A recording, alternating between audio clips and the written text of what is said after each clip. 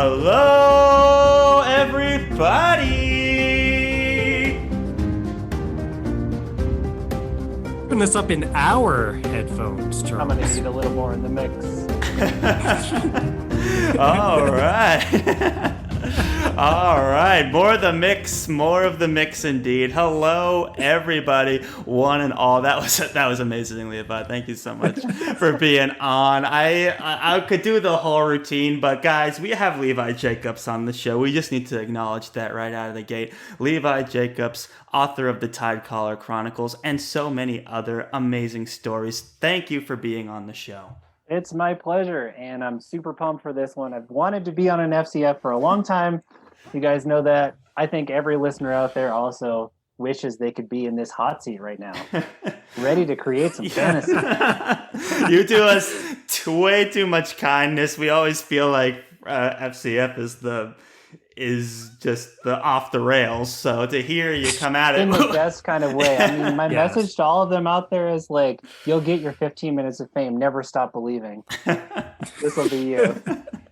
Awesome. Well, that's very inspirational, guys. Welcome to the Friends Talking Fantasy Podcast. My name is Charles, and with me today, as always, is my lifelong friend and co-host, Dylan. I'm ready to talk some fantasy with my friends, Charles. Yeah. That's right. We tease. And Levi. Charles and Levi. Yes, of course. You are an honorary friend. Of course, friend of the show, Levi Jacobs. We're super happy to have you on. This is Friends Creating Fantasy. And I know, Dylan, you please come on in. And I want to say some nice things about Levi because he's awesome. Number one is he's just an awesome dude, and we're super happy that he's back. He also happens to be an incredible writer and a self-published fantasy blog off, also known as SPFBO finalist over here. We're honored to have someone like that on. And like Charles said, Tidecaller Chronicles author, also author of the Resonant Saga.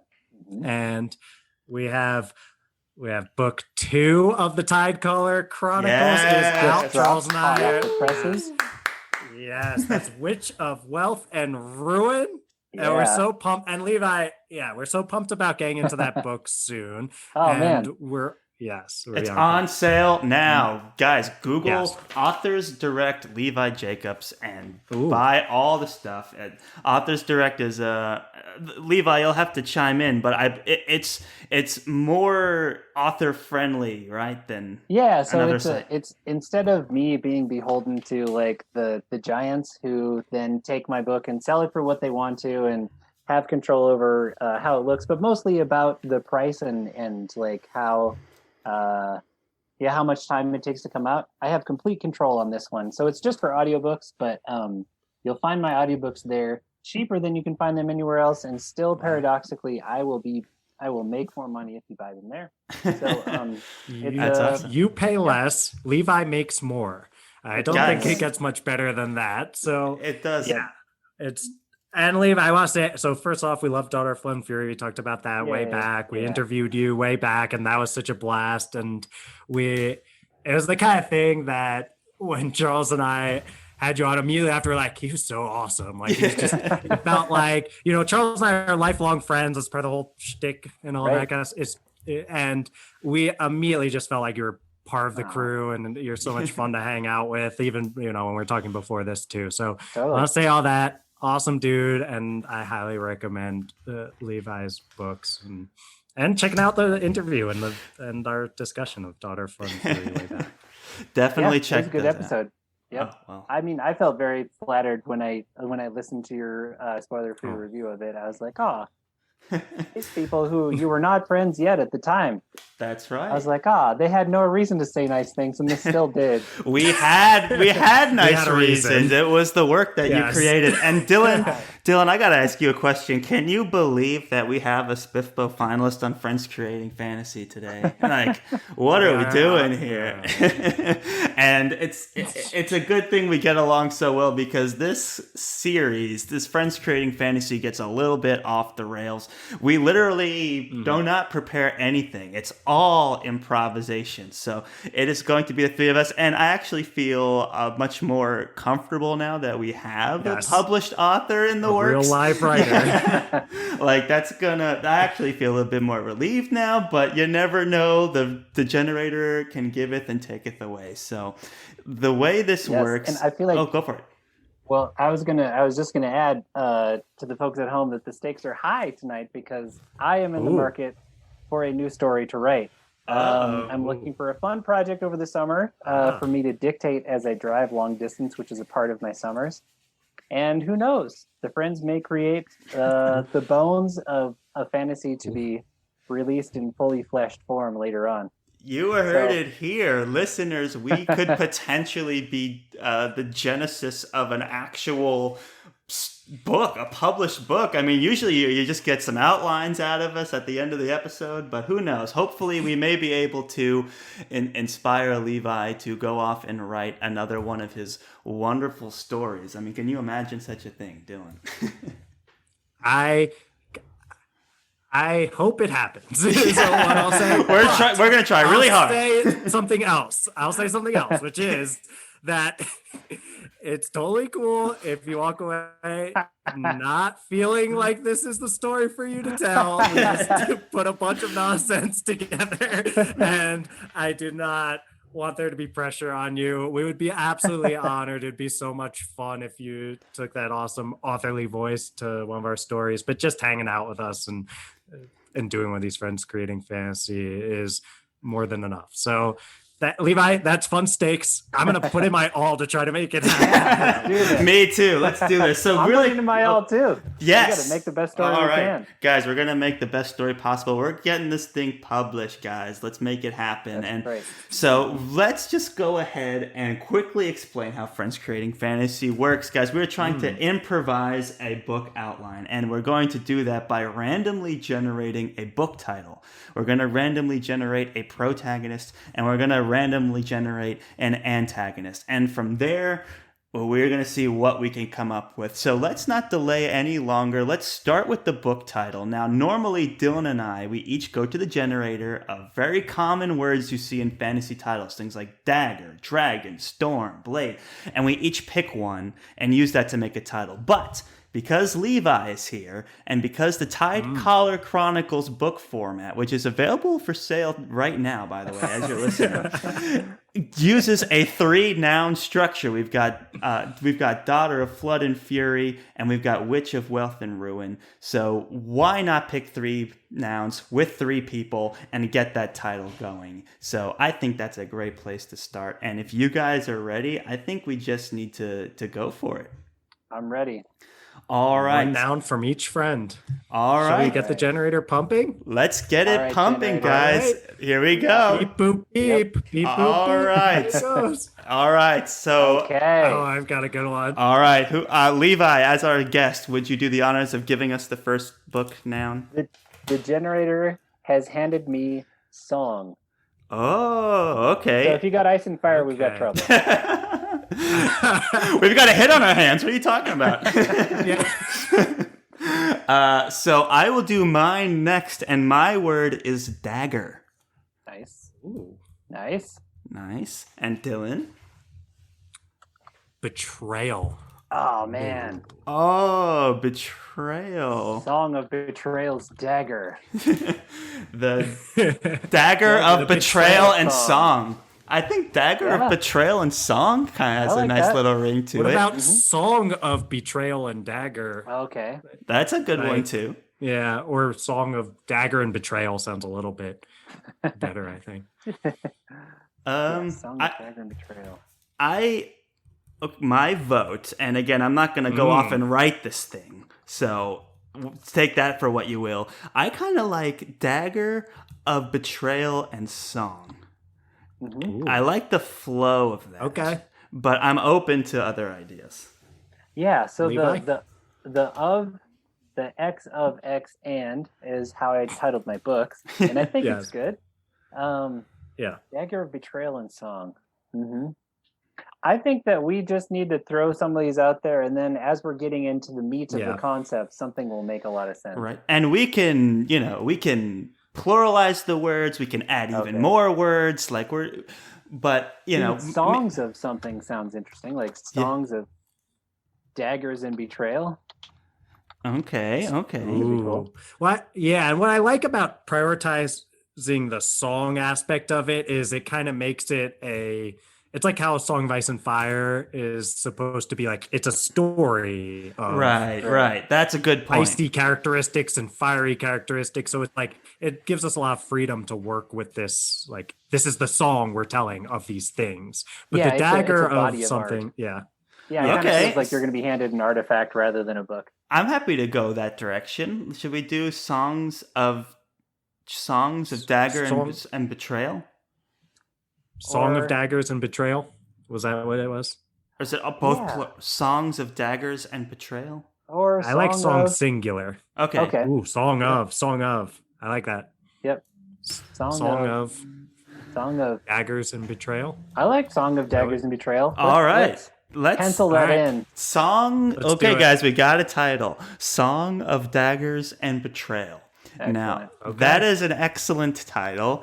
We did it. I was kind of nervous about the 3-noun format, but you know what? We powered through, and I think we did it well. No feelings were hurt. We're great collaborators so far. It's going to be violent and nasty a little bit here. Right. Yeah, Charles, you saying no feelings were hurt after your idea didn't get picked does make me feel like maybe something. I'm saying this won't be the only song of betrayal, I think, by the end of this. So.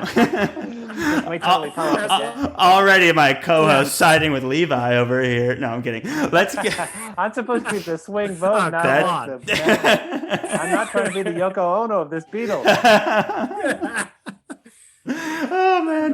But we collaborate, we put ideas out there, and we come up with the best idea, and I think that's what we did today.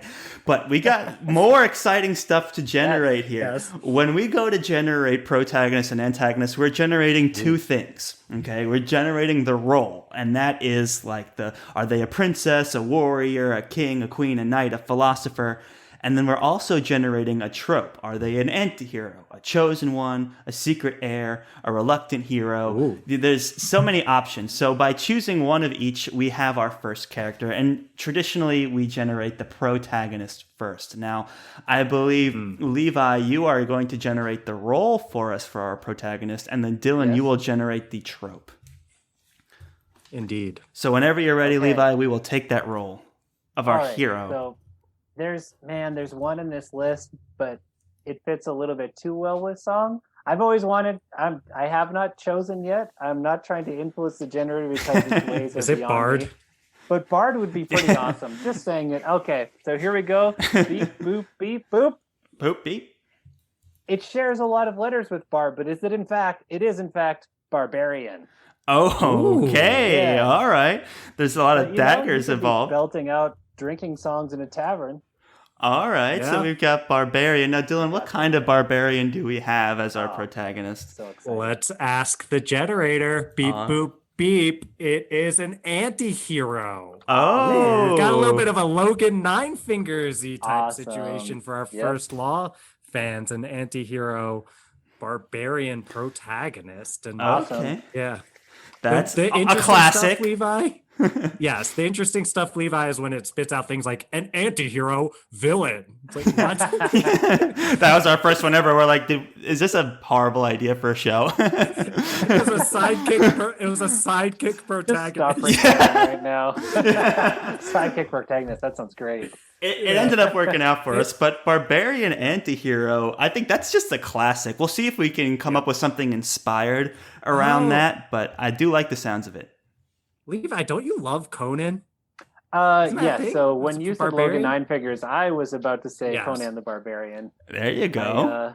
My first never to be published unless it's under a particular brand we discussed before, but these things are all in the works. We're not at liberty to discuss right now. That's right. I do have a trunk novel that may or may not be released under the aegis of some friends, which was written about Conan the Barbarian. He was Yeah, he was Oh. a big part of my childhood. The only comic books that I really read, and I read all of them. He was my introduction to Robert Jordan. Before I read Wheel of Time, I read his Conan novels. He wrote Oh, 6 wow. of them Wow.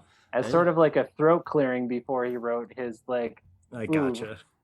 He also wrote some very racy historical fantasy about the Civil War or historical fiction.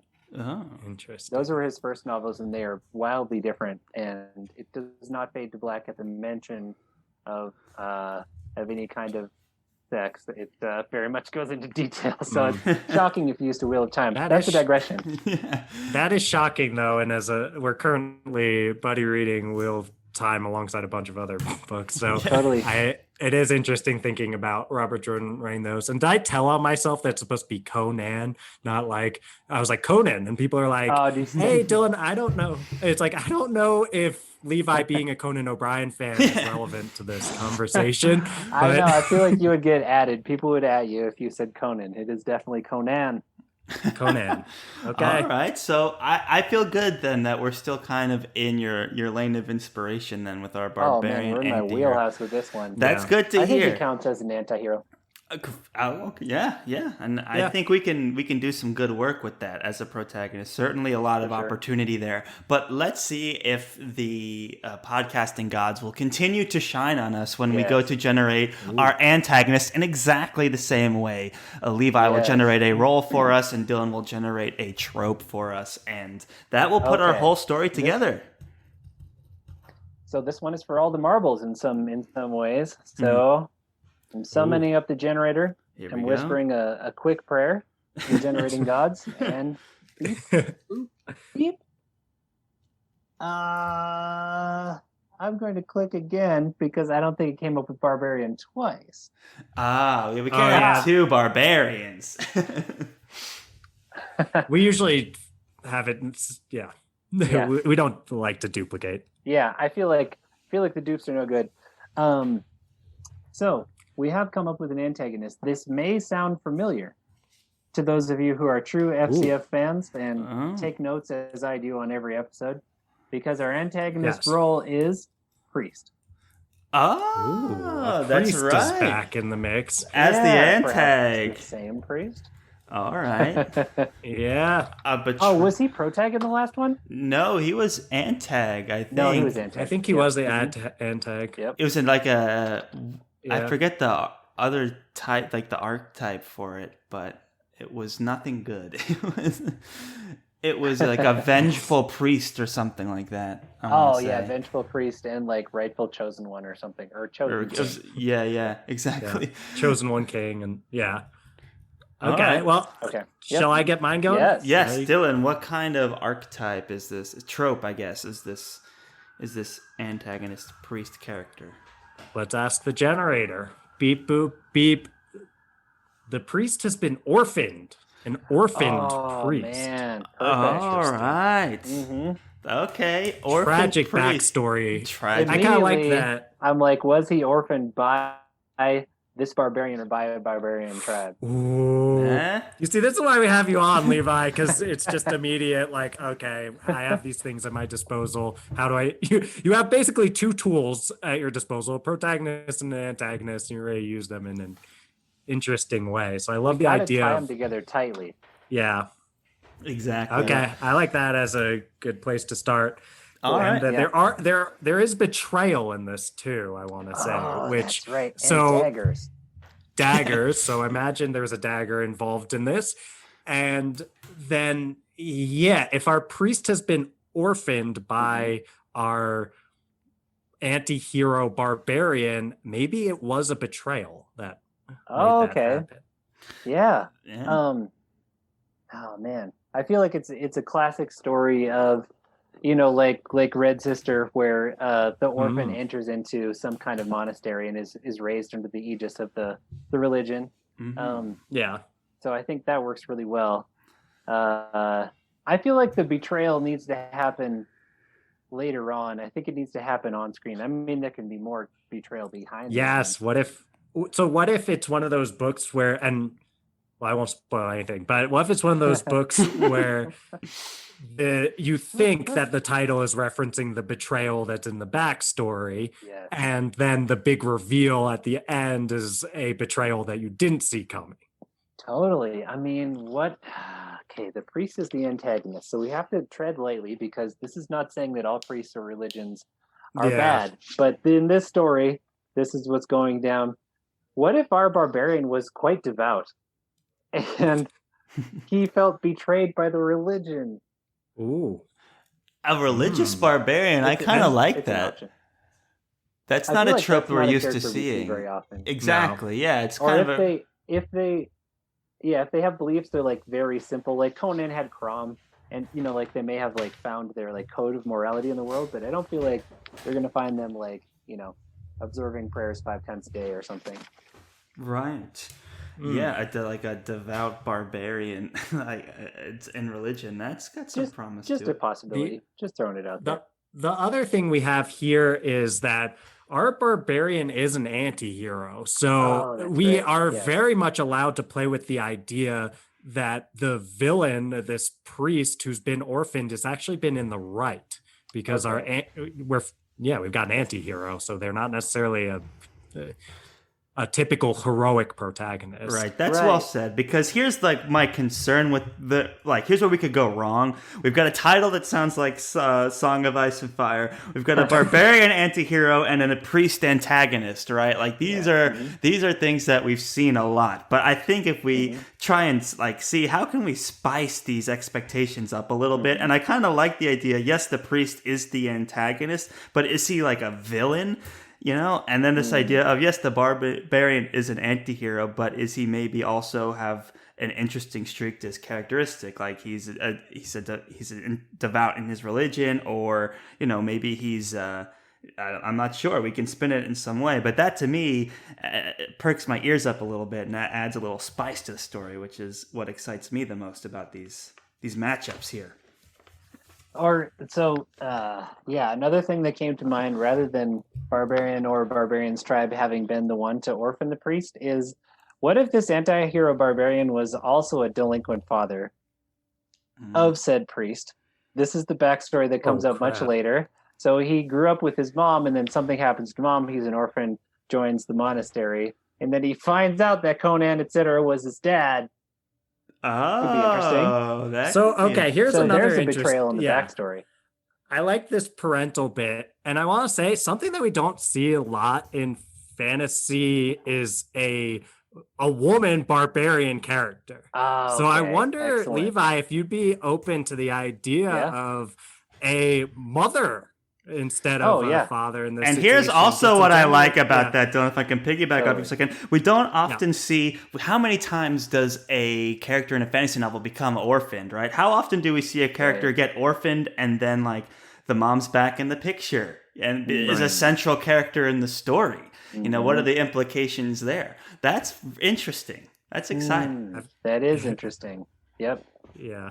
Okay. Yeah. I've got mother characters on my mind. We just literally our last episode, I think, was our favorite mothers in science fiction. Oh, that's so cool.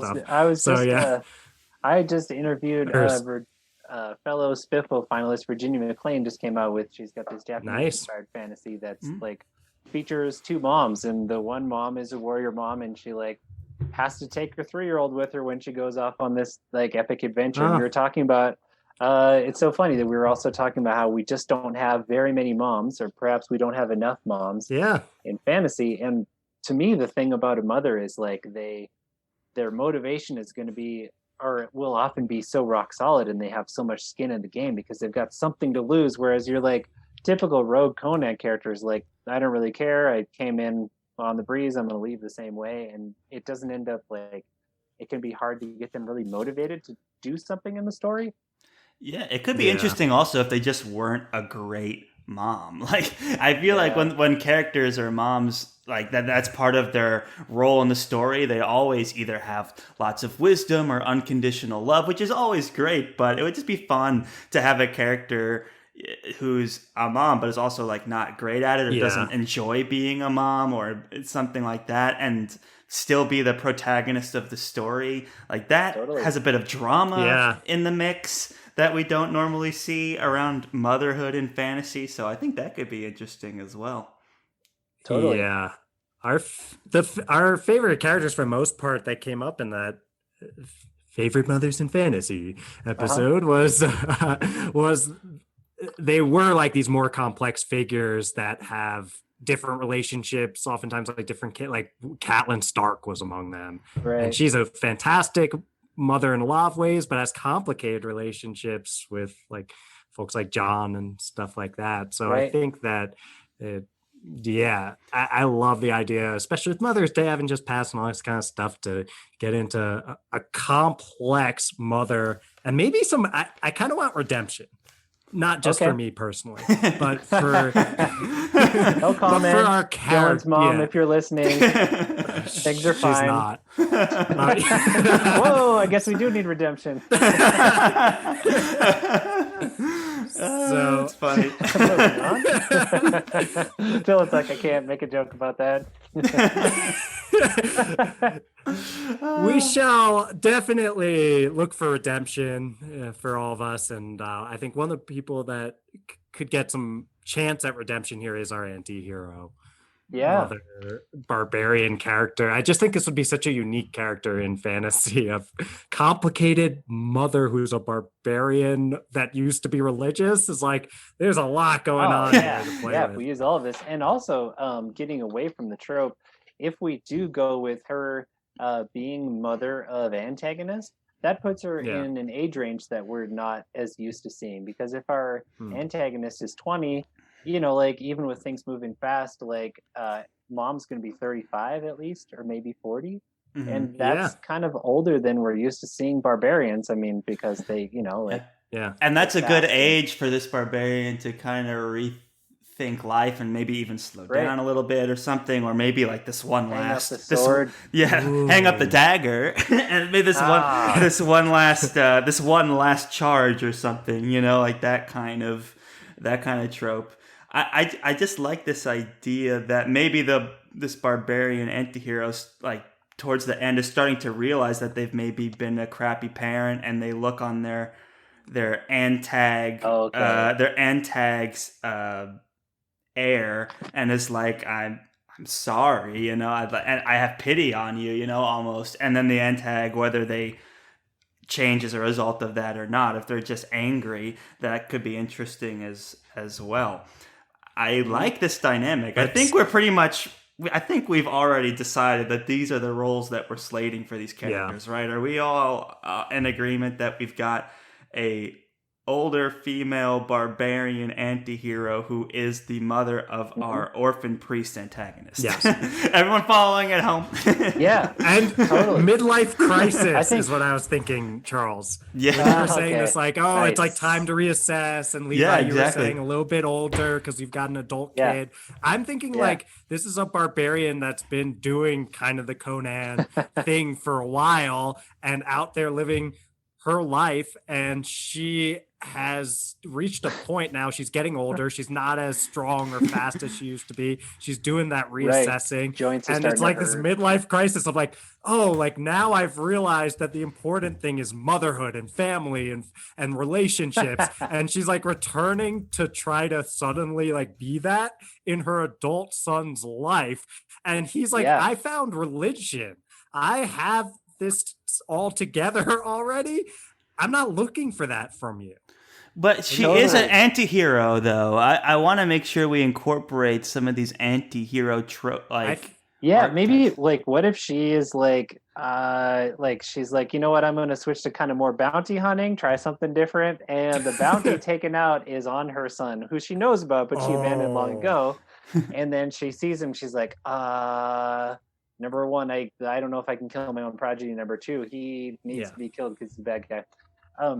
Before we go there or not, I just wanted to say that, like, if the book is a little bit lighter in tone, I can see such a good opening scene for this, where we open with her and she's in the middle of a battle and she's just like slaying and conquering. Yeah. But she's also like, my left shoulder hurts because there's a rainstorm coming. Yes. Yeah. My joints. She's like, I slash his throat, but you know what? These Numidians always get their throats slashed because they don't have proper armor. I don't know if you've read Kings of the Wild by Nicholas Eames, but it's got that awesome past their prime, really incredible adventurers who used to be the best in the biz.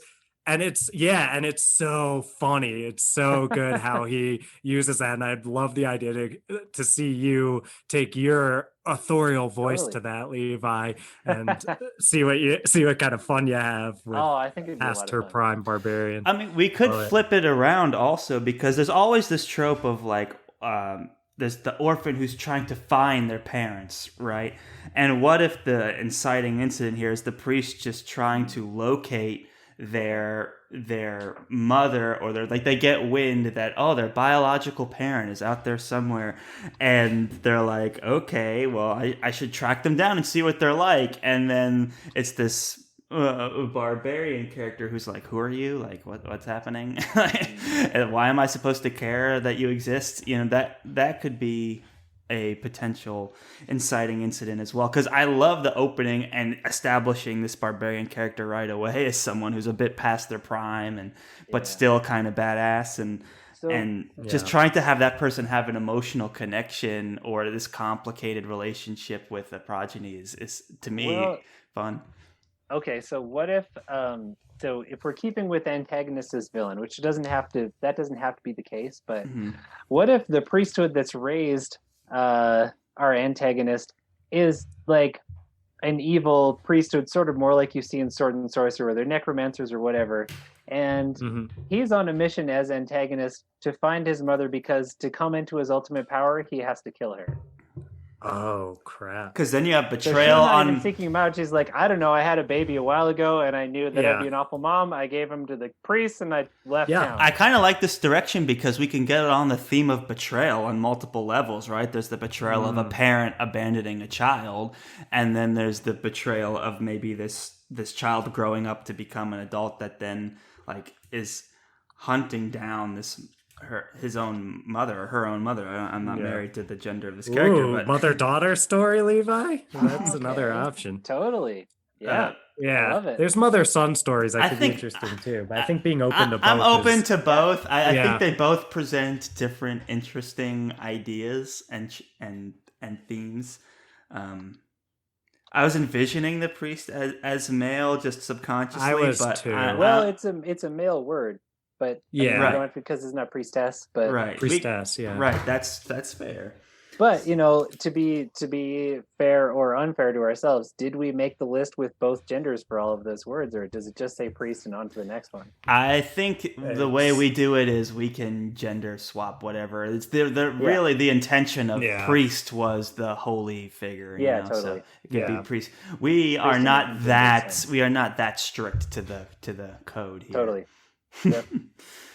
I like both of those.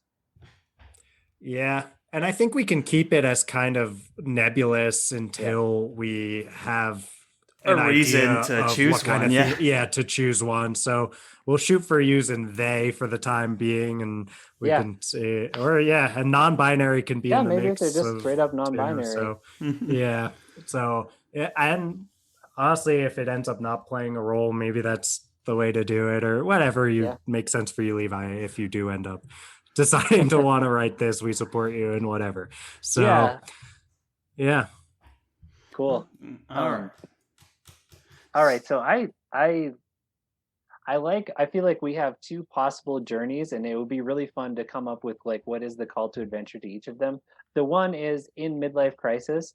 The mom is like, okay, I need to, I had a child 20 years ago. I need to look them up because what am I left with? I just have all these drinking friends who this is not the life that I want for the rest of it. Or we have child seeking them out, or we could have both.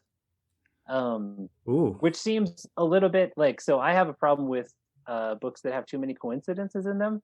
I feel like you get one free coincidence where your characters meet for the first time or whatever. And then after that, if it happens again, this is one of the reasons I get annoyed with Star Wars, because they go to a planet and they run into their friends. I'm like, no, planets are big. You can do that once. And then universes you are big. have to, give me some Force mumbo jumbo. Right. Robert Yeah. Jordan has the Taviran, which I think is like at once very lazy and brilliant because he can just say, "Well, they're Taviran, so they make the pattern." He does form walk I out." that know, line it really is- well. That's why It's they found him. actually It's pretty brilliant, so and interesting. also It is kind of yeah. it's like an I give him excuse. props for It's that. like- Yeah, but it's smart. It's smart that he thought to do that because it's part of the story. I mean, we won't derail, but Right. I'd love to talk more Wheel of Time with you. I mean, I need to come Levi, on at and some talk point. Wheel of Time with you guys at some point. Ooh. and we have We a would lot love of that. opportunities coming up. So Awesome. Well, you know that I'm on a summer quest to read all of them, and I'm finally now oh, interesting. on the Where are brink you? of Sanderson, which was the true motivation for doing Ooh. it. I wanted to jump into Oh. Sanderson, couldn't possibly do it because I tried, and I was like, I have no idea what's going on. And so I was like, okay, back to Eye of the World. Oh, and gosh. in the course of the last 3 summers, I have listened to each 50-hour audiobook, and Wow. now I'm on to Nice. which one is The Gathering Storm, I think. Okay. Yeah. We just finished Levi- book 4, so I have a very Okay. important question, which is: Shadow Rising. Is Brandon Sanderson still bitter about losing to you in Magic: The Gathering? Have you heard any word on that? You know, I watch the headlines sometimes just to see if it's come up, and I'll watch his YouTube updates just to see. But I think what I'm reading between the lines, because he hasn't come out publicly, is that it's still a tender topic because he hasn't addressed it. And That I think makes we all sense. know that it's very germane to the times, and it's also germane to the topics he's discussing. And so it's a deafening absence, is what I would say. He prefers to play Dimir, and I think I came at him with a Gruul deck, which could be a little bit shameful to lose to big creatures and fire spells when you're trying to do this clever stuff. So, I'm going to let him process it in his own time, and I think That that makes when he's sense. ready to go public, we might, do something together to say, hey, we're still friends after all of this. So yeah, I'll keep you guys I think posted. that's very mature of you, Levi. I think Sanderson will address it when he's ready, and we won't rush him. Yeah, he's doing some Wax and Wane stuff now. It's nice. I mean, I'm happy for him. I really Yeah. am. I'm but glad he's never doing gonna stuff to win keep that his match. mind. Yeah, I'm glad he's doing all this writing to keep his mind off of things. I'm sure he's still Totally. reeling. So. Like when I yeah. see the Stormlight Archive and it has thousands of 5-star reviews, I'm like, at least you've got that, buddy. Yeah, and you see how No. big they are too. It's like, he really he put his whole effort into it. He's, Well, yeah, he's dived in heart and soul after that last. You night, needed something to especially. distract you, and it's really keeping him busy. So. Anyway, Yes. we got a Thank you, story Charles. that Thank we you, Charles. need to bring here. Oh, this is not friends creating drama. Yeah, let's. That'd be great though. I don't think Brandon Sanderson listens. Let's do a quick recap, and then, guys, we got some decisions to make creatively here. So we have. Where are we at in our time? I feel like we've got a ticking time bomb on us too. Are we halfway through-ish? I haven't been paying attention. We'll give it the time it We'll needs. give it the Levi. time it needs. Traditionally, this would be about the halfway point, but Okay. we'll give it the Yes. time it needs. That's a cue I And need. we've got Song of Daggers and Betrayal, starring our barbarian anti-hero, who is an older, and I say older, I mean 40s Middle-aged. maybe. Middle-aged, thank you. Female barbarian who is definitely starting to feel their age a little bit, past their prime, I think we should say, in terms of their fighting prowess and everything. And then we have an antagonist, a priest orphaned into the priesthood, and it's the connection that we've decided between them is that this barbarian antihero is the mother to the orphaned priest. And we are now on the verge of coming up with our call to adventure, and there's been a few ideas tossed around. And Dylan, what are we thinking? I like proactive protagonists, as I say often on here, and because of that, I like the idea of the midlife crisis being the call to action, because it puts our protagonist in the driver's seat of, wow, I'm feeling this way, I'm all freaked out, I want to reassess, I'm going to go do something about that. And I'm happy to do both and all that kind of stuff, and have the other option was kind of the priest, something about them initiating it. I'm happy for both of them to be doing stuff, but I love when the protagonist is the one driving the plot forward. So that would be my vote. All right. Totally. Here's I what second that. here's what I'm thinking. when you have like a deadbeat parent that suddenly shows up and is like, I'm trying to do better, and this is a story about betrayal, right?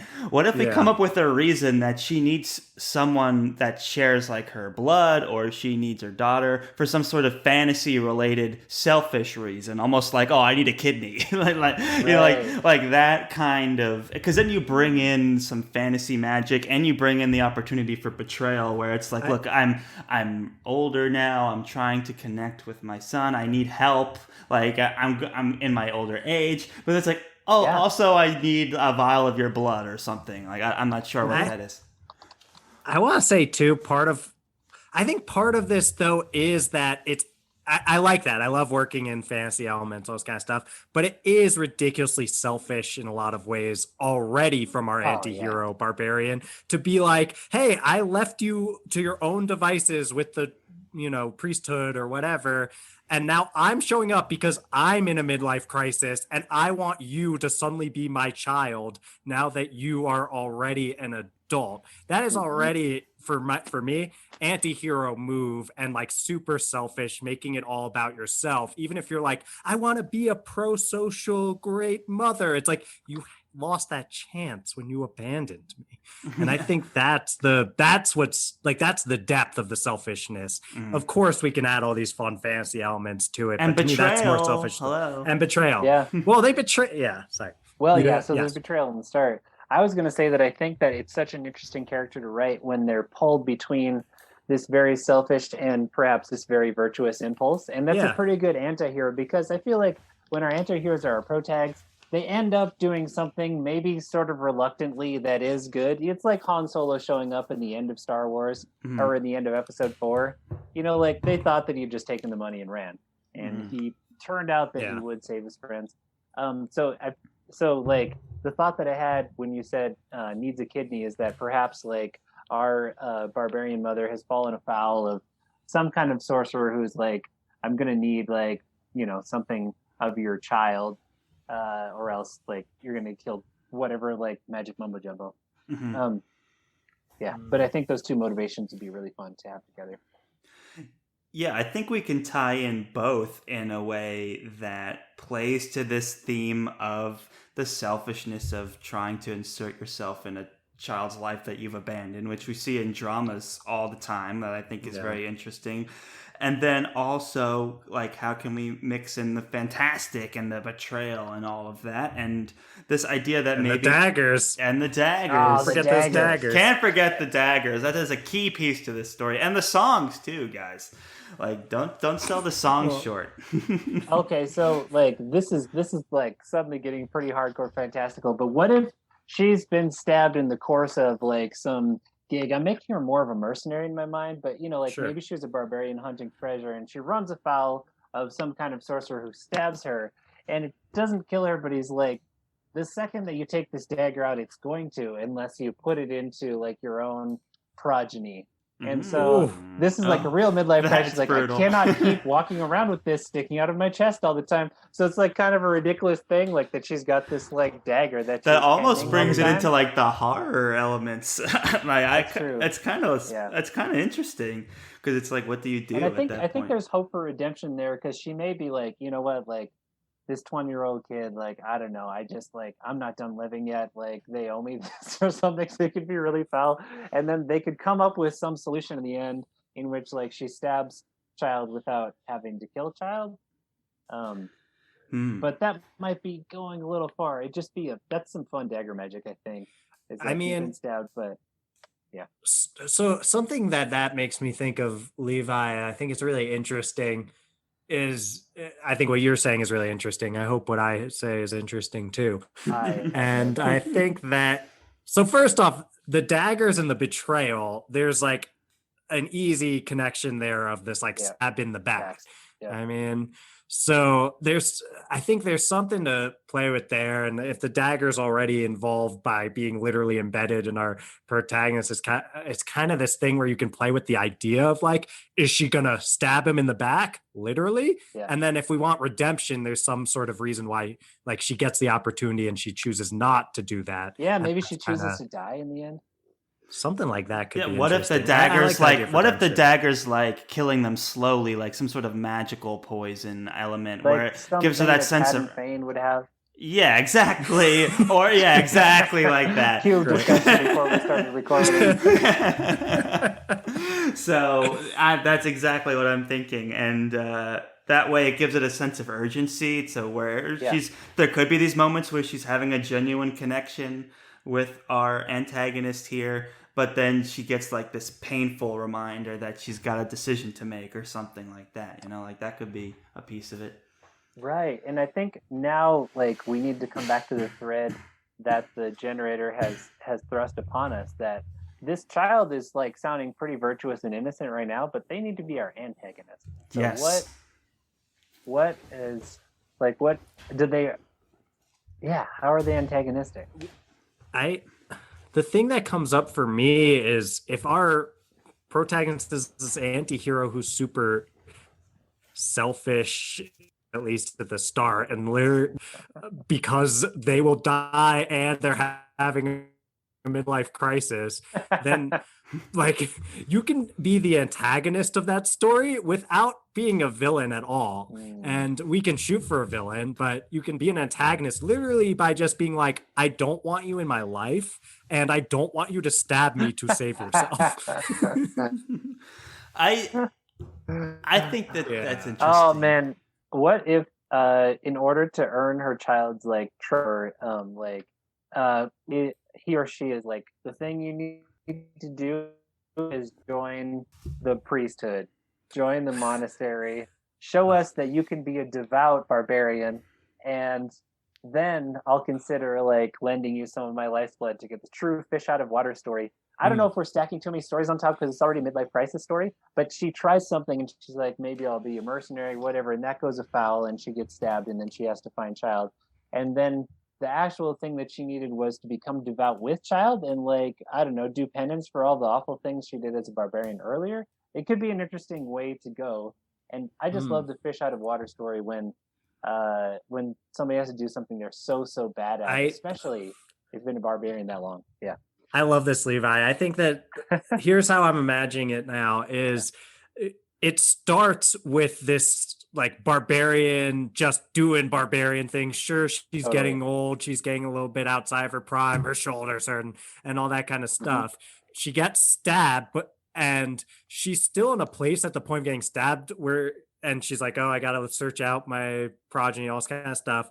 Yeah. But she's still in a place of like, I have no intention to stop living my barbarian life. And it's only when she shows up for the completely just like basic selfish reason of I want to get your life's blood or whatever the fantastical element is that's going to save her. And the midlife crisis only starts to happen when she's in the middle of that fish out of water story, where she's like, now she's actually interacting with her child, her adult child, and she's starting to reassess things because of that. So she kind of it's a little bit less proactive, but I do think it's more interesting and complex to be like, she goes in completely not meaning to be devout, not meaning to be a mother. And then she's actually starting to come around maybe to the religion, and maybe that's helpful, and maybe to the idea of motherhood. And that's when she's like having this identity conflict. Like, am I a mother now? Is that something I care about? I thought I was just a barbarian. What do you then think of then going the completely other way, where now the son or the daughter has the selfish intent for some reason, and the betrayal flips, right? It goes from the barbarian going to the progeny for selfish reasons, to then getting a midlife crisis, maybe flirting with some ideas, to then realizing that she was the one being, used or whatever by the child. So the betrayal goes all the way through and back. You know what I'm saying? Like it's a betrayal on both ends. You get some fancy capital L literature going in there. Capital L Levi. What do you think? Oh man, a double betrayal. I like it. We need to make it so that it's to return to my dislike of coincidences. It can't be coincidence that child needs something from mom and mom shows up. So it could be a really deep cut where child arranged the knife stabbing, knowing that mom would eventually seek them out, or Or I feel like we have to make some other way for it to be like tight and necessary. We could go the way of like priest Abercrombie, where it's just like kind of almost senseless, where it's like, yeah, I could make a quick buck. I don't know you, like, you know. I like the idea of this.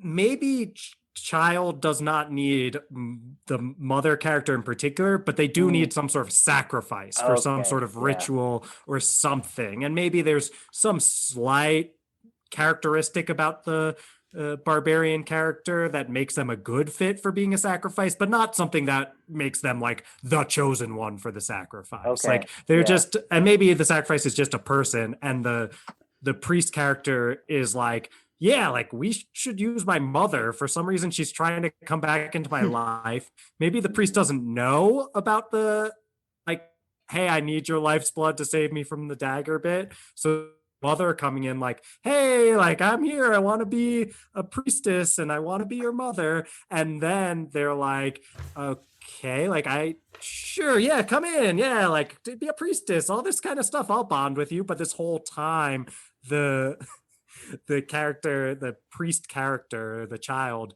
has been plotting to use the mother as a sacrifice. Or maybe you need to have, like something like to love you or something. Like the mother needs to, so yeah, you just need love for the sacrifice to work. Okay. So so as the mother is getting better and like finding her midlife like love for her child and changing, then the child is like showing that he or she is not worthy of the love. Yes, exactly. But before that, they are manipulating the mother into loving them. Okay. And unbeknownst to the reader, I think, and unbeknownst to the, like, you have to, I'll trust you if you do write this, because you're the author here, Levi. I would imagine some like foreshadowing or whatever that in retrospect, you're like, oh crap, the orphan priest was playing our protagonist the whole time to manipulate her into having a true love for a child, and then using that to make the sacrifice work. Totally. Or maybe it's just like if love is like a particular kind of energy or bond, like once you have that from someone, then you can begin to like draw out their life force, but like it's like if they truly love you, they'll consent to that, versus like it's not something that can be taken. Like I guess there's a lot of ways you can go with the magic. Yeah, I can definitely see like one of those like villain reveal speeches where it's like, imagine my surprise when my own flesh and blood walks right into my, whatever, and seeking to reconnect. Yeah, exactly. Yeah. And then there's some magic system with daggers or something where there's energy transfer or life force transfer or something, sacrifice, right? And that can be like the magic system of these like almost like in Sanderson's work, almost like hemalurgy, but not exactly, where it's you like stab the person and then you can work some sort of magic of some kind, and then he's actually using that to his own, or she, this priest antagonist character is using that magic as well, just in a way that we weren't expecting until we get this twist at the end. That could be fun. Like a nice little twist here that our antagonist reveals themselves, and totally we see all this growth where it's like, oh, I learned to love my son, but then our daughter, or I learned to love my child, and then my child is actually a horrible human being. Like, did I grow at all as a person, or what? Like that's it's a little grimdark, honestly, to have this like you grow as a person and you learn to love and you learn to be a little bit more pro-social and be a good mother, and that is punished. It's like no good deed goes unpunished. Yes. Or dare I say, in the hands of you, Levi, it might be grumpy dark. It could get grumpy. It could get very grumpy. That would be grumpy. Decide just which of my two brands I'd publish it under. But Shall we give a shout out to the one and only Levi?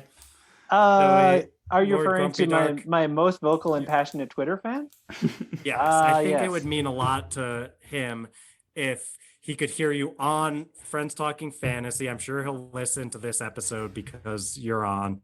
If you could just give a shout out to Lord Grumpy Dark, it'll mean a lot more from you than it'll mean from me. LGD, I feel like this has been a long time coming, but Shakespeare said that you write for just one person. Just one ideal person. It's a line from Hamlet.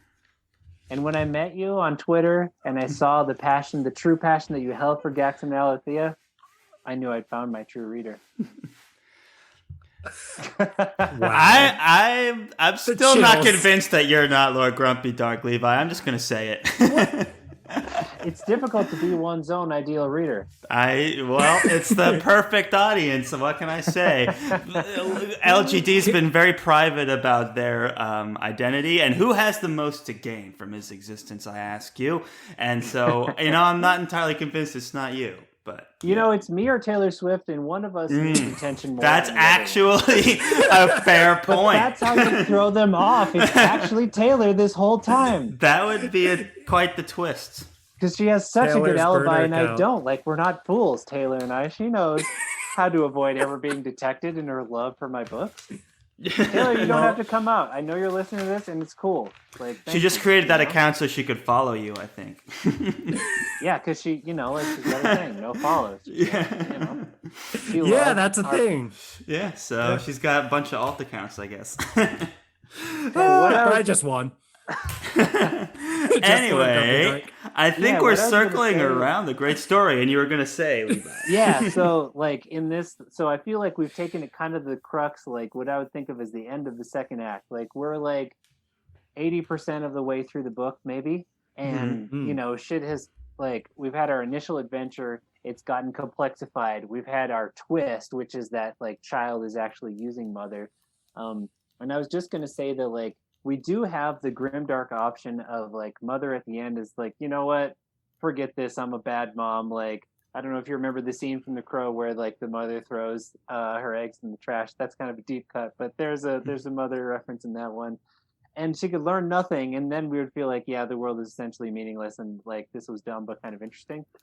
But I love the stories where our hero goes from A to B and then realizes that the answer is neither of these, and they come up with something new that's uniquely them. That's like yeah, the really dorky way to say it is thesis, antithesis, synthesis. That they come up with a synthesis that's neither of the two like poles they've been bouncing between, but it makes sense for both of them. That's what I always end up trying to do when I'm trying to figure out where my character is going. That's super interesting. And the way I wonder if this is a different thing or something that you would say similar. I think of it like I really like stories where a character gets what they need instead of getting what they want. Yeah, totally. It's like they have been seeking whatever, mother or whatever. And then in the end, they realize what they just needed was and maybe for this book, it's a reason to live their life in a more pro-social way and to change their life. And even if it's not about being a mother, and it's about caring for other people instead of living this super reckless life of barbarianism. And our anti-hero can maybe, even if they don't, maybe they killed their son and they were or child and they were a crappy person anyway. Who knows? We'll decide on that. But I love the idea of the lesson that our barbarian is taking away is like, oh, I do care about other people, and I do want to be a like contributing member of society rather than a barbarian who's just going around killing people and things like that. Yeah, like maybe I should check what kind of person they are before I kill them. Like, turns out that my child, needed to die. But these other Not a people in bad the villages philosophy. that I've been raising. Or yes, and maybe they don't. I mean, when you say it like that, I'm like, maybe they don't kill the child. Maybe they. I don't know. Or maybe it's just a simple lesson of like maybe if I how was much nicer further- to this person when they were younger and stuck around, that would have put a more positive force into the world, right? It's like I can't just decide when to be nice and expect everything to be okay. I gotta be, supportive from the beginning. Ooh. Like that's the theme. What if there's something we could do where I don't know. This is kind of out of nowhere. It's a great so hot let me know if take, it's let's just do it. crap. Yeah. What if near the beginning of the book, the mother has like just had another child that they were like had given up, Okay. right? And then like this Daggers, they have no at the beginning still like, oh, another kid? What number is this? Oh, here's an Like, idea. something Here's like an that. idea. That's Here's the an life that idea. this person has What lived. if, And- like, the twist is that the child is evil, but what if the mom does something brutal almost that essentially makes the child either total amnesia or like I'm not sure, half brain dead or something, or whether they're like, who am I? Who are you? And then it's a chance to start over or something like that, where it's kind of twisted because she did something horrible that like wiped this child's identity, but then now it's the opportunity to raise the child again. Like that kind of a. But they're an adult, right? Yeah, they're still an adult. You Yeah, can raise an adult. It's a little creepy. it's creepy. Yeah. Let me give it. But I like this Levi point. can swing vote us. Okay, so I'm just gonna go for third option. I like this idea that like the relationship with this child isn't gonna work out, but perhaps our main character is motivated to have such a relationship that would work out. So what if in that opening sequence or whichever sequence in which she gets stabbed and like needs to find magical cure for it, her friend also gets killed, and friend does have a child that she cares about, and her dying wish is like, can you please go and care for my child? She's like, what are you talking about? I took a knife to the chest. I'm gonna go take care of myself. And it's sort of like haunts her throughout. She's like, wow, I know that like this like child is in need of help in this village. And so the revelation is that like actually I'm gonna go there and try to do right by my girlfriend. I like that. Yeah. I think thematically that makes a lot of sense. And you have two betrayals that then result in an attempt to put some positivity into the world and learn from our lessons and our mistakes. I think it's brilliant, Levi. I think that's awesome. Awesome. I think that Dylan just did some kind of Zoom wizardry where he made an emoticon appear upon the screen. Thank you, Levi. My Zoom shenanigans when we have guests on, they can't see it in the audio format, so I appreciate when folks bring attention. Oh yeah. I mean, he somehow made it look as though he's standing in a burning house. It's just amazing. I can do more. Charles is I'm not going to him into doing pumped about some of these ideas, but we were talking. Okay, nice. Nice.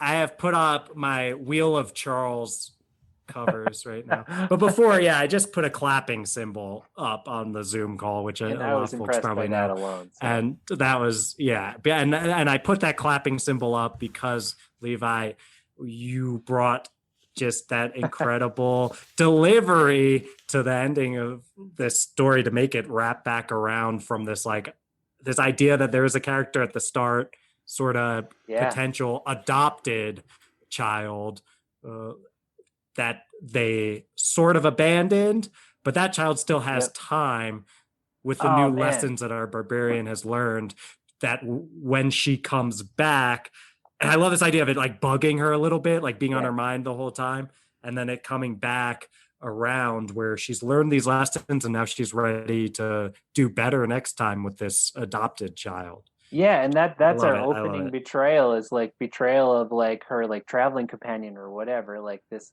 other barbarian that she was so tight with. She's like, you know what? No, like your dying wish, I'm not going to do it. And then the dying wish is like, please take care of my kid. And she's like, no. That's great. That's great. Oh, that's great. That would definitely introduce this character as an anti-hero for sure. Yes. Okay, so I feel like we've got a pretty good story lined out, and I want to just like throw a couple of votes at you. So sure. The one that stands out the most to me is we're at the point where mother is gone, begun to love child, not realizing that it's through manipulation. Then like the truth comes out that the child is actually trying to like betray the mother and use them. Sure. Mm-hmm. Does mother go ahead and kill child? Or does she just leave? Or does she like, like what? We were dancing around that topic. So how dark do we want to go with it?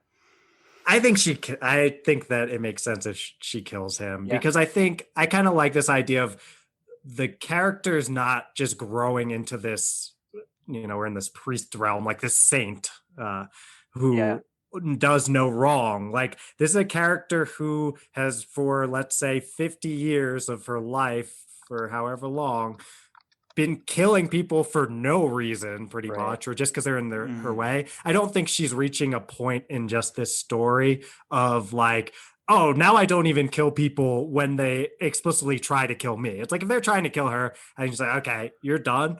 But she did figure out something about herself along the way that an innocent child, like the one at the beginning, she is very willing to go and try to give care for. That's where I'm at. What about you guys? I would agree, Dylan. I think it's really. I like that it's a betrayal, so she is heartbroken at this betrayal, but ultimately, this orphaned child antagonist plays her hand in such a way where she has to kill him, and then that gives the opportunity for this kind of rebirth and this restart when we take this other toxic relationship, like, as far as it can go, and you see the extent of how horrible this neglect has gone to then it just brings back this idea of being willing to go through it again. Just speaks that much more strongly, I think. Yes. Yeah, that's part of the lesson is like this person became such a messed up adult because I neglected them, like you said, Charles. Yeah. So the part of the lesson isn't just I care about motherhood and I care about being nurturing. I care about not leaving someone to get as messed up as the villain got. Yeah, it's almost tragic, and it's that. almost it's a tragedy, really, because she's like, I look at you, my child, and I feel sadness, and I feel, I'm sorry, basically. Like, that's the mentality I would imagine having. Guilt. Yeah, and guilt and shame and all these things of it was me, it was my fault, and that's facilitates some change in that. She could maybe give a nice dramatic speech like that over the corpse too, like, I'm sorry, this was my fault. The dramatic speech that came to mind, and this is because I'm a father and I avoid saying this so heavily, is she's just gonna say, this is gonna hurt me more than it hurts. Oh no! Well, if it is like a funny tone I'm curious to see, Levi, if you do end up being interested in writing this, if you take a more like humorous tone to it.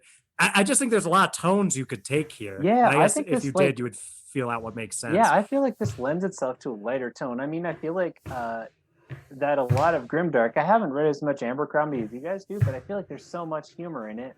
Partially because when it's so dark, you need the humor to like make the dark feel darker, but also just because like when like in the absence of morality, things just become absurd, and so there's like a lot of jokes that are possible there. So that sounds really fun to write something like that, even though it's like not really my wheelhouse. And just we believe in you, Levi. That opening scene, like what came to me is like a pretty comic kind of like take on the like last barbarian standing in bloody battlefield, but she's the aging. I love it. It's like they're past their prime. Kind I got of another storm's hip coming. one. Yeah. Okay, so I had a couple more quick votes. So another quick vote. Do you think Mom finds religion at all during this time, or is she just like fish out of water who's like, I will never learn to breathe on land? My instinct. Go ahead, Charles. No, go ahead, Dylan. I haven't really put my thoughts together yet. My instinct is that there are things about the religious teachings that she's picking up on, and she certainly learns from it. I think that, if you do end up wanting to write this and you end up like thinking that she finds religion and that's even better, then I'd say go for it. But the way I imagine is like, she's kind of picking up on some of the wisdoms and seeing how she could get better from it, but she doesn't totally take it on. Charles, here's what I have an idea. Yeah, because we can do like these callbacks, right? Because there's a lot that the child, this antagonist, is going to reveal themselves to be a horrible person, but they're going to have some character growth along the way. How sweet would it be if the mother takes some of the good moments that she had with the child, and maybe there's a phrase or a philosophy that she, at the very end of the book, teaches to this new child, right? Like imparting the good lessons of her first child onto the other one. So this idea of religion, she could be like, whatever their religion is, you could see that she was affected by it and was changed by it and is now passing that down to the kid. You know, I think that's touching and sweet, and to have that callback and that repeating of a phrase or something like that could be really thoughtful. It's like, oh, she did love the child, like the antagonist at some level, and did learn, and there was some positive moments from that we were able to take from it, and that makes me feel hopeful as this book ends. You know, like that could be a piece of it. I love that. And I think an alternative to the phrase or whatever is something like physical, like a necklace with a religious symbol on it or something of that nature that she literally takes with her. And maybe she even gives it to the adopted child or something. Like, I think this all options here. But I think, Dylan, we're in agreement of there's influence that's deliberately modeled, but it's not a full-on conversion. I'm all about religion now. It's like, oh, this adventure affected me, and I'm showing that now as I'm going. Yeah, maybe she's inspired by like what the religion meant to the child that she did have to kill, and like taking those good parts and bringing them forward onto the next one. Right. I think that's where we're coming from. Solid. So, does it still feel like Song of Daggers and Betrayal? Is it Song of Dagger and Betrayal? I feel like it's just one dagger, really, right? Yeah. Mm-hmm. Yes. Well, so yeah, she's got the dagger. I mean, thematically, dagger speaking, and it probably betrayals needs to be in her heart, right? She gets stabbed in the heart, and then like we haven't really figured out the magic side of this, but I feel like it's like kind of hard to do that. We'll leave that up to the writers. So wait. How? Yeah. Well, that's the other thing is like what happens with the dagger at the end, right? The dagger's still in her heart, or I think that or she gets the lifeblood because she killed him. Well, right? Yeah. So my thought was that like in this middle, as she's like learning to love this child through manipulation, she's starting to accept the idea that she's never going to take the dagger out, and she's going to die much sooner, but she'll do it having known and learned to love her child. And how sweet and wonderful is that? She gets into like very humble, sacrificing mode, and then the child is like, yes, and I'll be like sucking your life energy while you're good. She's like, oh, you're actually awful, and just like rips the dagger from her chest and slams it into the child's chest. The priest gets his desired effect, but it was turned against him and actually ended up keeping the mom alive. I think that's smart. Yeah. So she gets that and I kind of like the idea of killing the kid, and then it's like they need she needs the lifeblood or whatever, and the kid's like dead already. It's like, well, I know I wasn't going to take that lifeblood, and I was going to be noble and sacrifice myself, but like, well, I think the magic system would just kick in at that moment. Like she can use the dagger to kill the son, and that it's like a thing. I kind of like that because I'm just thinking of like you have to be realistic about these things type moment of like, well, they're already dead. Like, but I just think there's so much emotion going on with killing a child, all that the magic would speak for itself at that point. Okay. It kind of gets diminished by there's a corpse here already. I'm not just gonna not take the lifeblood. Well, Abercrombie would probably pull it off maybe, but we're talking with Levi right now. It's true. I'm grumpy rather than grim over here. That's right. Yes. I don't know. I think the magic system is definitely something that the author will need to interpret, but there's some sort of dagger power transfer that can be, it's almost like the antagonist's plan came to fruition anyway, but it was used by the protagonist to keep herself alive, essentially. I like that, and I know with Levi's incredible magic system capability for crafting magic systems, that sounds better, that we've seen in the Tidecaller Chronicles, that he could do something really interesting here. So I have the utmost faith. Y'all haven't even seen me go like full Sanderson on it. The Empire of Resonance series is a lot more complex, and then I have this unpublished one that I was thinking about today when I was listening to your other FCF, because there were some similarities there that it's a lot cooler and more involved than the one in Tidecaller, which I wanted to keep kind of simple. Although I guess it's impossible for me to do that, because when you read book 2, you'd be like, okay, so going deep on the magic. I mean, this is a digression, but I'm gonna say anyway because I love the magic system, and I think it's kind of this, like Sanderson likes to say, a depth over breadth type thing. and I think you went with exploring all of the possibilities presented by something that is, I don't want to say simple because I don't think it's simple, but like you went deep into one or two really particular premises rather than like trying to make it ridiculously complex. And I like to see those things explored, and kind of the way you wrapped it up in the world building and all this kind of stuff. I think it's just, I don't know. I really liked what you did with it.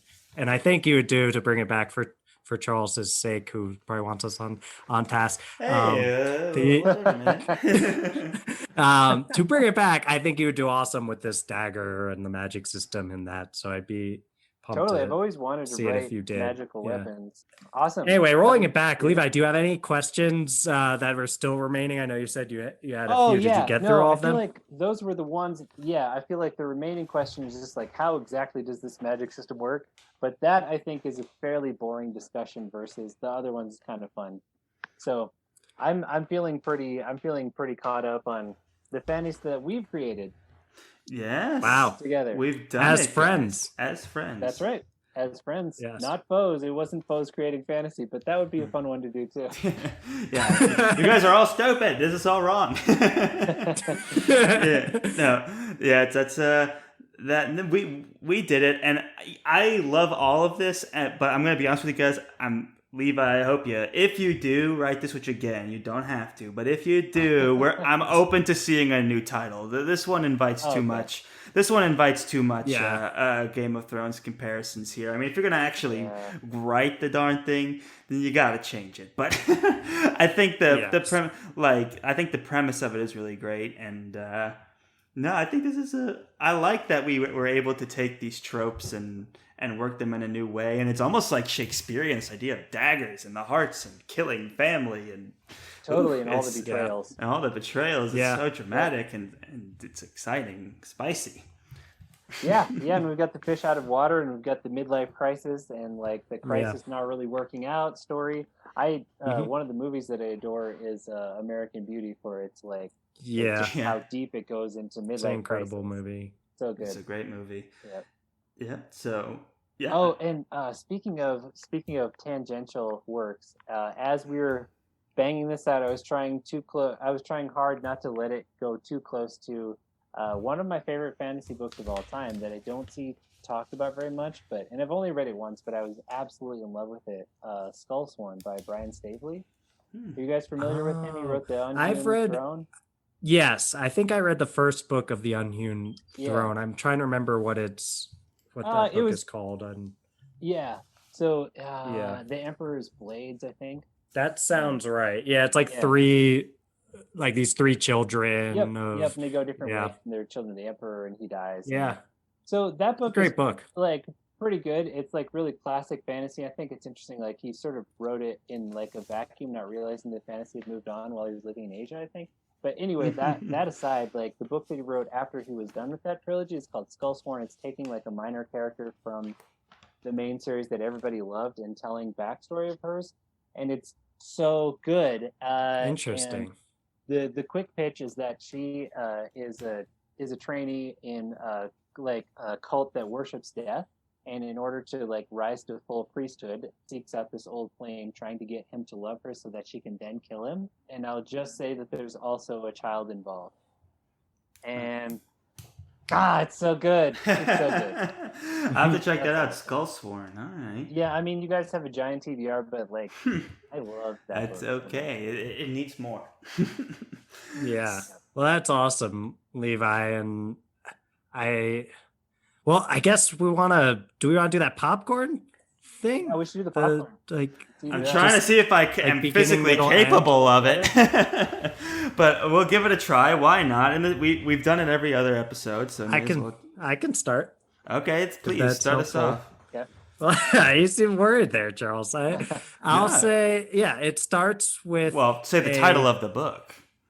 Okay, the title of the book, which is totally open to change, is, what do we lay on? Song of Daggers and Betrayal? Yep. Yes. I don't write anything down, so then I got it, I think, right? Yeah. I think it's one dagger and multiple betrayals, though, so Song of Dagger and Betrayals. Yes. And what Charles doesn't look enthused by that one either. So the way it starts is with a barbarian, a woman who's a barbarian, middle-aged, and she is kind of past her prime at this point. Levi had these awesome ideas about the like shoulder is aching because because it's gonna rain soon or what have you, and she's on one of her classic barbarian situations. She's fighting, she's killing, and she ends up in this situation where she's confronted with a sorcerer, and that sorcerer then implants a dagger in our anti-hero barbarian protagonist's heart, and it is just planted there, and she needs some sort of lifeblood or something from her child, which she abandoned a long time ago. Along this way, we also had her friend who has a child. Her friend dies, and with their last breath is like, please take care of my child. And our anti-hero protagonist is an anti-hero for a reason. And she's like, I've got a dagger in my chest. I can't be taking care of some brat. I'm going to go try to get this dagger situation worked out. And she takes off to go to this priesthood or whatever it is, where she left her child many years ago, or her child's now an adult. That's the beginning. So exactly correct. The barbarian, in search for the cure, goes to this priesthood, this monastery, what have you, and through some adventures, she's able to get in touch with her child, who the child is, for valid reasons, not super pumped to see the mom, and is like, what, you want me to take care of you now? Like, where have you been like my entire life? And she's like, okay, I understand that, but you know what, I'm trying to be better and I really need you. You're gonna help me or not? And then this priest is like, okay, fine, I'll help you. And along the way, they have a few connecting moments. They're, finding some common ground. But for the most part, it's a bit awkward. But they get through it. And then the barbarian, she's like, you know what? Like, I've lived my whole life in violence, and for what? This downtime that I've had with my child has caused me to see that there may be other things in life than like the pursuit of money or power or work, whatever that work is. And there's value in family, and I enjoy just being part of this family, even though it's complicated. I think we're making great progress, and I'm excited for what the future holds. And then we get into the next part that Levi will take us home with. So then we get to the dark night of the soul, which is that she finds out, like, either because child like comes at her, or because she finds out some other way, because she's clever. Despite being a barbarian, she's like, wow, my child has been lying to me. I'm loving what is essentially a fiction, because this is not my child at all. Yeah. And there's the potential there for nihilism, that like, actually, this path I thought I found is nothing. What I've been doing is nothing. My relationship with my child is nothing. And so she goes through that, and she comes out on the other side, probably in the midst of a struggle with that child, in which she makes one decision, which is that, like, I'm ending this child and taking my life back through the dagger magic, which has been discussed.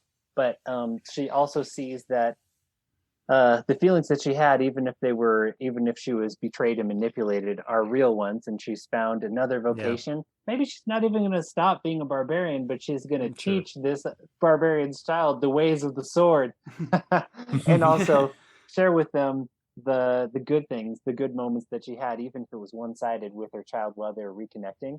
And maybe there's been some inspiration from the religion, even if she didn't end up becoming a priestess.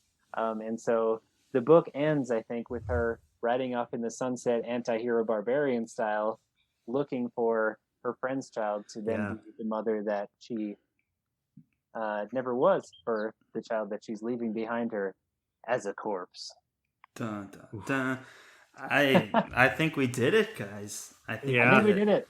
I think we did it too.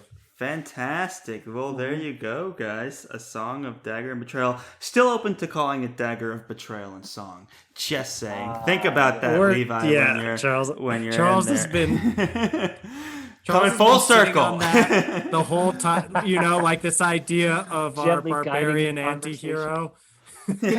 Like the anti-hero barbarian sitting there thinking, just ruminating this whole time on the child that she But it left makes behind. sense now because Betrayal and Song, good and bad, and it's all around this dagger. That was the whole inciting incident of this whole thing. So, and it doesn't sound like Song of Ice and Fire. So, okay, at the risk of making this podcast far too long, I'm introducing a new segment to Friends Creating Fantasy, which is now, what is your favorite scene from this book? I'm going to go first because I'm just springing on you.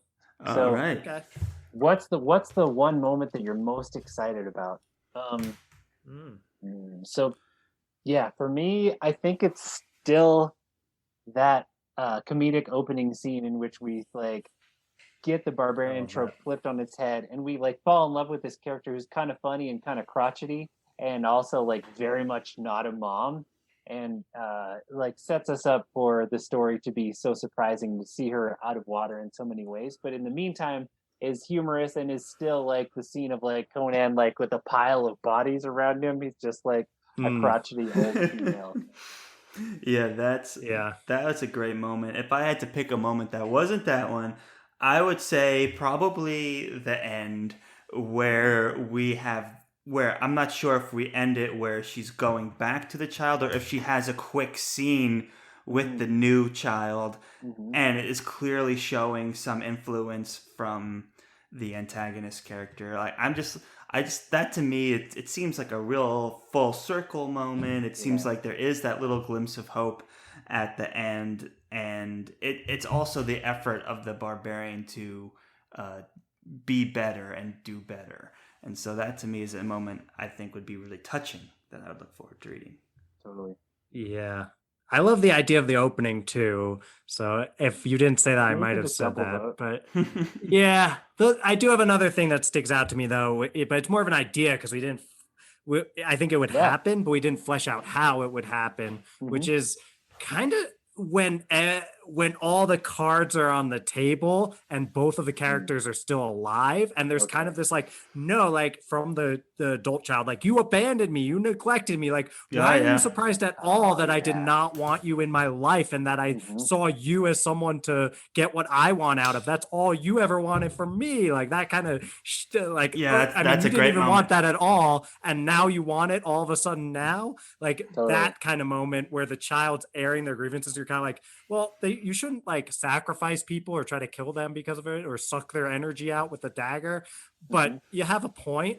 And I kind of want that, like that moment to be this big moment. And kind of, you also get the protagonist airing like, but I was learning to love you and all this kind of stuff. And it's like, everyone's got a point here, but like now you're going to try to kill each other. I do love an antagonist that's not exactly wrong. You know, it's like they're making good points. You know, sometimes you can get a fantasy villain that's just like, I'm evil, pot on thing. But you can also, have a character who's like, I have valid concerns. It's like, okay, I went a little bit too far with my valid concerns, but they are reasonable if taken to a reasonable extent. Make this conflict that much more conflicting. You know. So I think that's a great moment, Dylan. That's a good choice.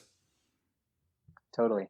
Yep. Yeah, I imagine that moment as like he's like attacking her and trying to like do something, and she's like, you're awful at this, but she in turn is trying to like be a moral and nice person, and she's awful at that.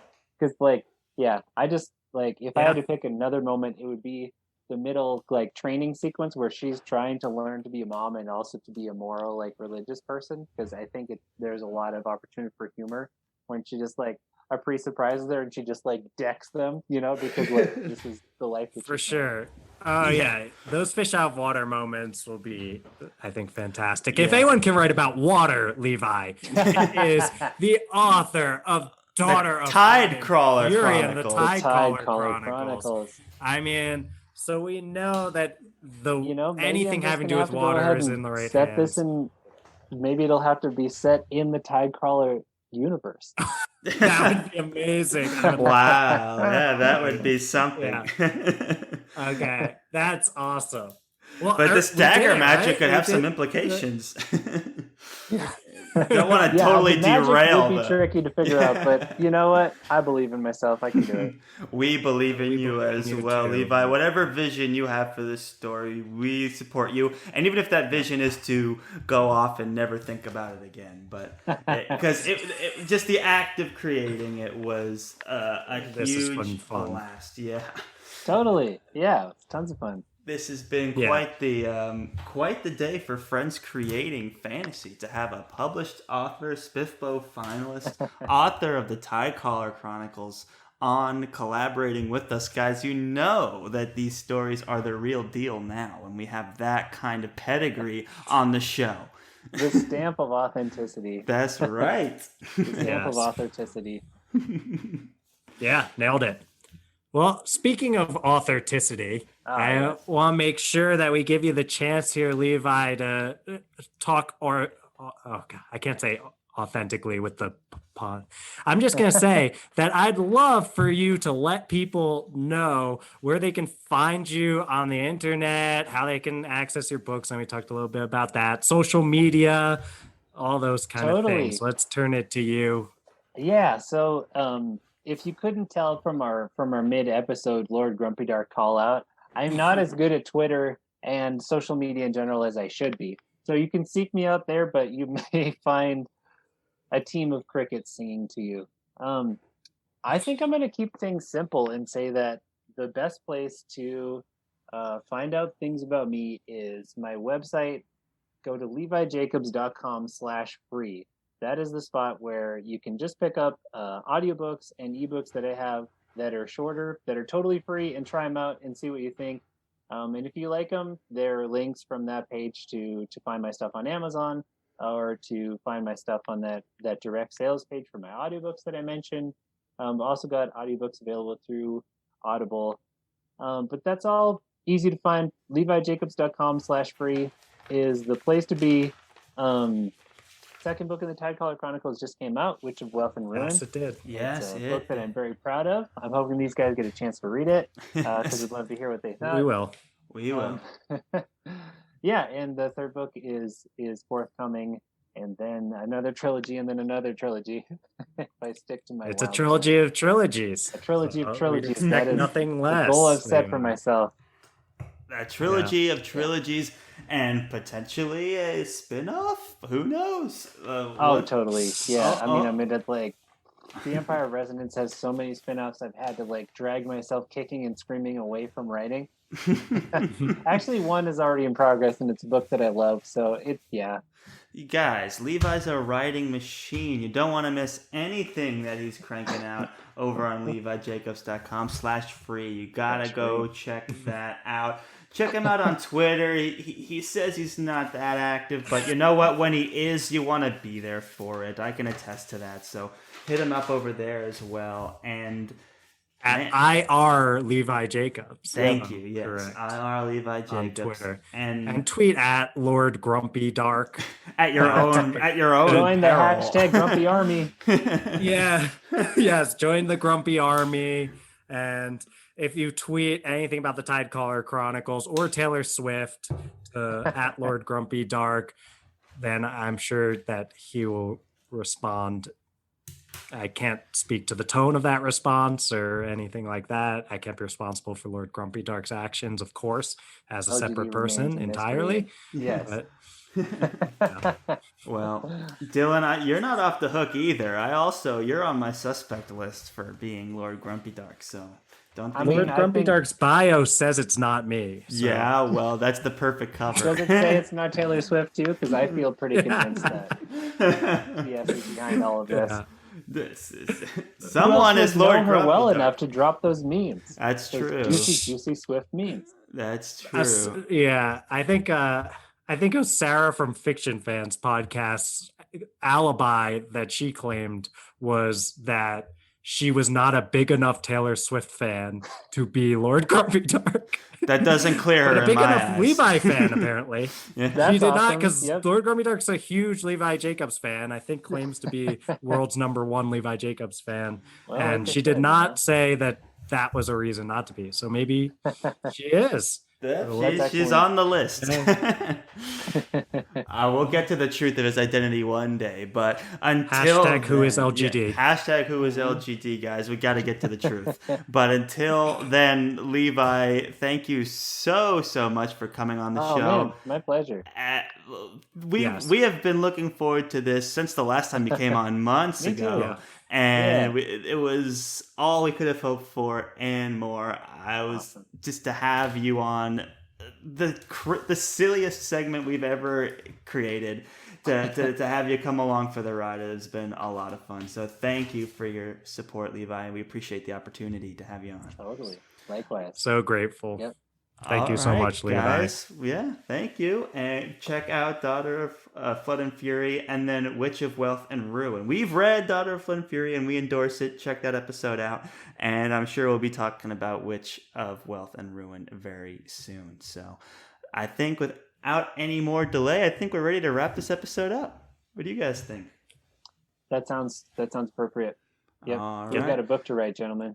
That's right, Yeah. we do. I guess I'll play the music, but Get that sweet outro music pumping. let's do We it. need to blast it. That's right.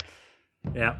All right, everybody. Thank you for listening to yet another very exciting episode of the Friends Talking Fantasy Podcast. And thank you for listening to Levi Jacobs as well, who lended his voice and his amazing storytelling talent to Friends Creating Yes. Fantasy today. If you like what you heard and you want to support the show and or Levi Jacobs, go to @IRL Levi Jacobs, give that a follow, and go over to, if you then have the time, to the FTF podcast with a #1 at the end. And Dylan, if they wanted to support the show even further and they just so happen to be listening on Apple Podcasts, what can they do? Toss 5 stars to our podcast. Just click that Friends Talking Fantasy page on the Apple Podcast app and scroll down past all those episodes until you start seeing stars. Once you're seeing stars, the optimal number of stars to click to support the show Really, would the be only number of 5. stars. Let's be honest. Oh, that's too thank you, kind. Levi. Too I kind. know I like 5. to.